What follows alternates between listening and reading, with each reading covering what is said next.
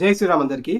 అయితే మన రాష్ట్ర ముఖ్యమంత్రి నోరిత్తే బూతులు, ఒకళ్ళకి శాపనార్థాలు, వీళ్ళు ఇట్లా చనిపోవాలి, ఇవన్నీ మాటలు. రాజకీయంగా ఉంటే రాజకీయంగా మాట్లాడాలి, డెవలప్మెంట్ గురించి మాట్లాడాలి. ఇవన్నీ చేయకుండా ఇన్ని రోజుల నుంచి ఇవే మాట్లాడుతున్నారు. కనీసం పేద ప్రజలకు వాళ్ళ పిల్లలు చదువుకోనికి గవర్నమెంట్ వెల్ఫేర్ హాస్టళ్లల్లా సౌకర్యాలనే మనం మెరుగుపరుస్తుందా అంటే సున్నా. చూస్తున్నాం. ఈ ప్రభుత్వం వచ్చిన తర్వాత సమీక్ష ఎక్కడుంది? గవర్నమెంట్ హాస్టళ్లల్లా ఇంతమంది పిల్లలు వాళ్ళు అడ్మిట్ అవుతుంటే సమీక్ష చేయని దద్దమ్మ సీఎం ఎవరు అంటే రేవంత్ రెడ్డి.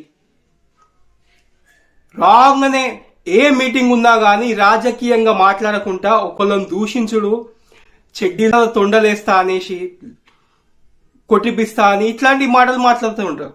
పిల్లల మీద వాళ్ళ మీద దృష్టి పెట్టాలి.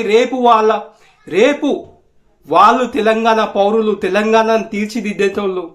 ఈ ఆలోచనలు ఏం లేవు. ఎందుకంటే కారణం గరీబోళ్ళు. వీళ్ళు వాళ్ళ పిల్లలు ఏమైనా ఎవరు అడుగుతారు? ఇలాంటి ఆలోచనలు. ఇంకా ఈయన అంటుండు మేక్ ఇన్ తెలంగాణ. ఏడు నుంచి అవుతుంది? ప్రతి ఒక్క మధ్య తరగతి గరీబోళ్ళు, ప్రతి ఒక్కరు గమనించండి. ఇలాంటి వాళ్ళ మనకు అవసరం. గత ప్రభుత్వంలో కూడా కాలేదని కాదు, అయినా ఎక్కడ కూడా అయినాయి. కాకపోతే న్యూస్ అంతవరకు బయటికి రాలేదు, అక్కడక్కడ అయినాయి.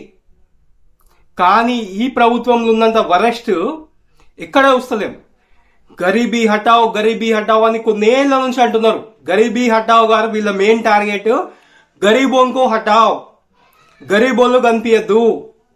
ఇట్లాంటి ఆలోచనలు.